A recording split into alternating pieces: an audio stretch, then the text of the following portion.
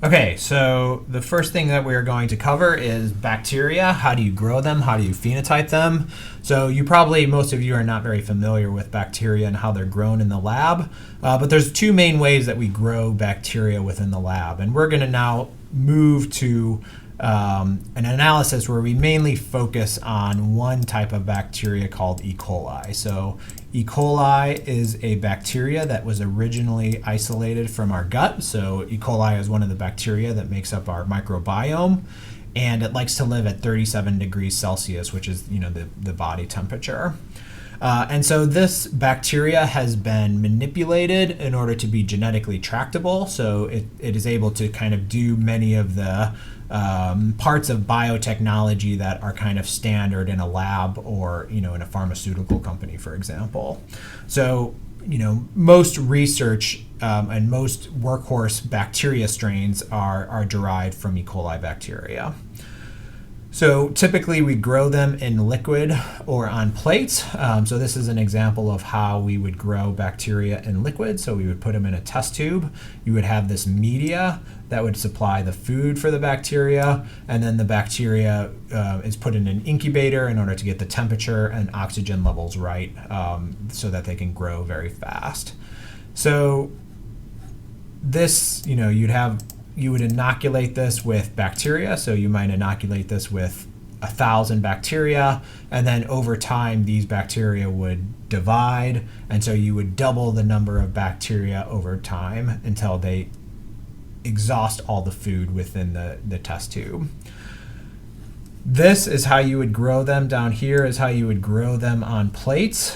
So another way that you can do that is you can take, for example, this loop right here, dip it in this bacteria broth, and then you spread the bacteria along this plate. So this plate has both nutrients, but it also has this agar, which is kind of like a more solid jello. So it's like jello, but it's much thicker and harder than jello. And so by spreading this, you dilute the amount of bacteria that is on this inoculating loop until you eventually only have a single bacteria that is on the plate. You put this plate in an incubator that has 37 degrees, and you allow the bacteria to double kind of over and over and over again, using up the nutrients within this agar gel. And so eventually a single bacteria will grow to have millions of bacteria around it, and then you create what's called a colony. So this right here is an example of a colony, but it came from a single original bacteria that replicated over and over and over again until there was millions of these. So colonies start from a single bacteria. So all of these right here are going to be genetically identical except for new mutations, and typically you just ignore those new mutations. So you can assume that all of the bacteria cells within this colony are genetically identical. That doesn't mean that these bacteria are also identical to these. Typically the way you do these experiments is that you have these individuals that are different from each other for some reason, and so a colony doesn't necessarily have the same genotype as another colony. So this is just restricted to bacteria cells within a colony. So this will hopefully become more clear as we go on through the chapter. So finally, there is also, you have to know what sort of media that you're using. So there's two main types of media. So you might use rich media, and so this is nutrients that are extracted from living cells. So typically you take yeast and then you grind up yeast, and then within that are proteins, for example, and you treat these with a peptidase, and so these get broken down into their component amino acids. There'll be sugars within there. There will be vitamins, nucleotides, etc. So all kind of like the essential components of life are found in this rich media source. Then you also have minimal media. So minimal media is what you create like a recipe. So you'd have a recipe that you would use, and you would, it's like cooking, where you would have your salt. So you would buy your salts, various salts from the Fisher or VWR, and you would have a variety of different types of salts that you would add. So these include things like sodium chloride, but also things like magnesium sulfate. There's a common salt that you have, phosphorus. And so these salts provide some of these essential elements that are necessary for life. Things like sodium, things like calcium, things like magnesium, things like phosphate. You would have some sort of carbon source, and so this supplies the energy. So this is a sugar, and so this might be glucose. So glucose is a very common sugar that you would use, but there's actually multiple different types of sugars. And this is the energy source, and this also provides the nitrogens, the carbons, the hydrogens, and the oxygens that the bacteria needs in order to make all of the components of life. So the bacteria can actually take this glucose and make nucleotides, so A, C, Gs, and Ts. It can make amino acids, it can make vitamins, etc. And so it has these really cool metabolic pathways that are able to do all that. And then finally, water. So there is a difference in how long it takes for the bacteria to replicate. So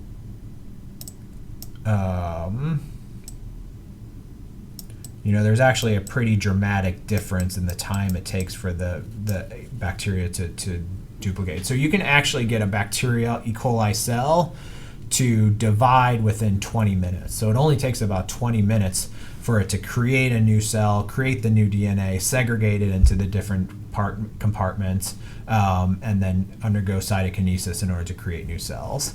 In minimal media, this is slower. It takes about 90 minutes, and the reason for that is because of all the metabolic pathways that need to be active in order to create this glucose and turn it into the A, C, Gs, and Ts to replicate their DNA, to turn it into the amino acids, to create new ribosomes, to create new proteins, to create new peptidoglycans for the cell wall, etc. So all these metabolic pathways that need to be active in this case means that it takes longer for the cell to actually divide, on the order of 90 minutes. But if you do the math, and that might be a fun little problem, you can see how fast one bacterial cell can fill up and take up this entire culture because of the doubling nature. So 1, 2, 4, 8, 16. It doesn't actually take very long time to have billions of bacterial cells. All right, so this again, you can always go between liquid and solid ways of growing bacterial cells. So if you have a suspension of bacterial cells, you can take a small sample and put it on a petri dish. So a petri dish, this is what the plastic dish that holds the agar is called. And you can put and spread some of this liquid onto the petri dish. And then the idea is that you have individual cells, so you have very, very low dilution. So you only have a few cells on the order of 10s to 100s that actually are on this agar gel.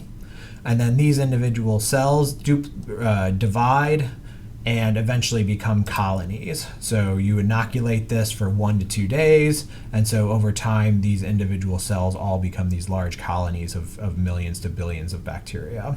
And so each visible colony is a clone of the corresponding single cell. And then you can use, for example, a pipette tip, or even this, some sort of inoculating loop, and you can go in and you can actually pick this off, and then you can put this bacteria into a fresh set of media and liquid media, and then the bacteria can grow in this. So you can kind of go back and forth between this liquid and this solid ways of growing bacterial cells. Serial dilutions allow you to count the number of bacteria in a liquid suspension. So by doing a serial dilution, your goal is to get something like this. So to find how much of the liquid that you need in order to have a decent number of colonies on a plate, but not so dense that it becomes hard to count, and then you have overlap between the various colonies. And then ideally you have a larger density than this, just because of the stochastic nature of things. The more you have, the better your numbers are for this. So each colony represents a single bacteria in liquid solution. So for example, you could count 1, 2, 3, 4, 5, 6, 7, 8, 9, 10, 11, 12. So there's 12 colonies on here. And so that would give you a concentration of 12 bacteria per microliter. And then if we count this, I'm not going to count this right here. That should give you an approximately a similar number of a similar density, although I'm guessing there's not 120 colonies right here. So you would prefer to use these numbers right here in order to calculate the number of bacteria in a liquid suspension. All right, now let's talk about phenotypes. So how do you actually phenotype a bacterial cell? So typically you don't want to look in a microscope. So one of the things you could do is take a sample of this bacteria colony, put it on a microscope slide, and then look at the bacteria to see if you have any sort of phenotype, like it can't swim or it has like an unusual shape. But typically you don't want to do that because that's a lot of work. And so you want to have some sort of phenotype that you can recognize by just visually looking at the colonies. So as you can tell, these look almost identical to each other. All these colonies look very similar to each other. And so one of the ways that you phenotype bacterial cells, and this was actually what researchers were interested back in the 70s, because one of the first things that bacteria cells were used to study was metabolism. So identifying the enzymes that are responsible for creating certain molecules and then understanding the metabolic pathways that they're all connected to. And so, for example, you might be a researcher that was interested in understanding how the amino acid arginine was produced. So how do these bacterial cells create arginine? And so what experimenters did is they realized that they could identify mutants that were unable to make arginine. And so this is an example of a symbol. This is a genotype that indicates that a bacterial mutant is not able to produce arginine. And so how do you know that? And so you know that because the bacterial cell can grow in media where arginine is supplemented, but it cannot grow if you do not supplement minimal media. So you have two plates right here. And so this is minimal media, and then this is minimal media plus arginine. And so let's say we have 4 different strains that we want to test. And so we might see something like this, where we see bacteria growing on this, bacteria growing on this, bacteria growing on this, but not here. And then on this plate, we see this. So basically what we see are 3 bacteria mutant strains that are arginine plus. So this, and this, because they can grow on minimal media no matter what. So this bacterial strain right here, though, this is an arg minus. And so an arg minus means that it can grow on a plate where you have minimal media, and if you supplement with arginine, the cell is able to take in the arginine to transport it across its cell wall, and then it can use the arginine that way. There's enough arginine in the media that it can use it in order to produce all of the proteins that it needs. But if you don't supply it with that arginine, then it dies because it's unable to synthesize arginine. Arginine is an essential amino acid, and so the bacteria strain actually dies. So there's all sorts of examples of these types of mutants. So biotin, bio minus. So biotin is a vitamin. It's an essential vitamin. And so if the bacteria is unable to synthesize that vitamin, biotin, it's a bio minus. But you can save those bacteria by adding biotin to the minimal media. Met minus, so this is another example of an amino acid, methionine. So you also have a class of genotypes that are related to sugar metabolism. And so these are a little bit different. So this indicates whether or not they can do those initial steps of metabolism to change lactose into metabolize lactose or galactose or glucose or any sort of sugar in order to use as the primary carbon source. And so in this case, before we talked about minimal media, so you can make minimal media with different types of sugar. You can make it with glucose. You can make it with lactose as the primary sugar. So this is a sugar that's found in milk. You can use galactose. But, for this type of mutant, you'd have minimal media with glucose. And then you'd have a plate that's minimal media where it's lactose. And you might have something that looks like this.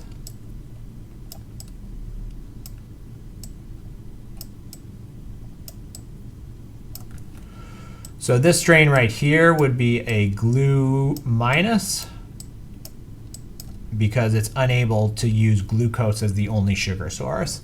So the strain dies because it's unable to metabolize glucose. But if you put it on minimal media plus lactose, then it's able to survive. This strain right here is a lac minus, and that's because it's unable to use lactose as the primary sugar source.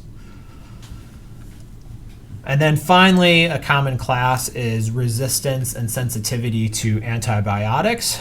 So this is how you would indicate the resistance or sensitivity to streptomycin. So streptomycin is just a type of antibiotic. And again, you can add or not add this to the plate. So if the bacterial cells are resistant, then they're able to grow even when you have streptomycin. If they're sensitive, then they will die. So this is kind of what you have to get used to in order to phenotype a bacterial strain, is that you grow the strain on different types of plates, and then you use that information to infer the phenotype of the bacterial strain. So this kind of covers what I said verbally, but this kind of has a summary of these important points about the difference between minimal media and rich media, and kind of how you use it in order to phenotype bacteria. You can also do the same thing with viruses. So you can actually phenotype viruses. And so if you want to grow viruses, you need to have a food source for the viruses, which is bacterial cells. And so we have a serial dilution of bacteriophage. So we have some sort of like bacteriophage culture. You have a separate little tube that contains your bacteriophage. And typically what you do is you dilute this liquid into a new test tube of bacteria cells. So this is if you want to grow new phages. So you'll try to do either 1 ml, 0.1, etc. So you'll successfully dilute the amount of viruses that kind of go into the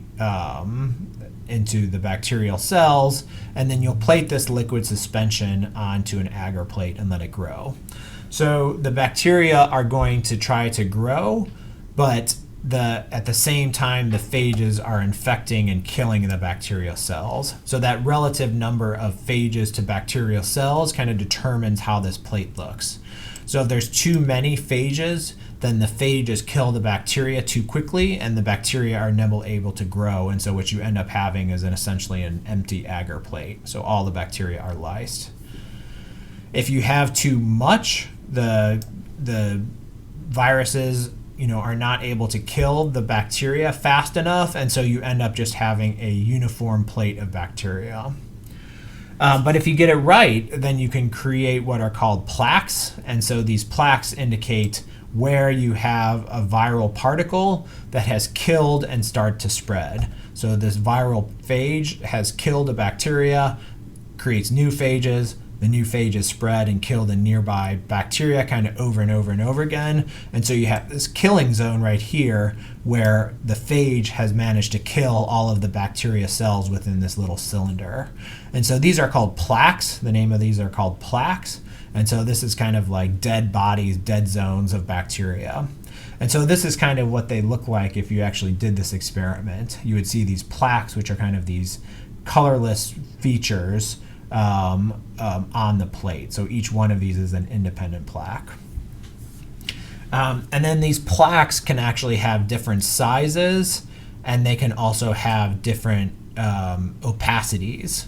And so you can have small plaques or large plaques, and those can be determined by the genotype of the phage. So the phage can also have alleles, and these alleles can actually lead to differences in how that plaque looks. Another example is turbid versus clear. So these are clear plaques versus turbid, where they start to kind of look like they're kind of blending in, and they're a little bit fuzzier. So in this part of the chapter, I've covered how you phenotype both bacteria and phages, and also how you grow them. And so next we're going to look at how you can do genetic analysis, and how you can do exchange of DNA between different bacteria and different phages.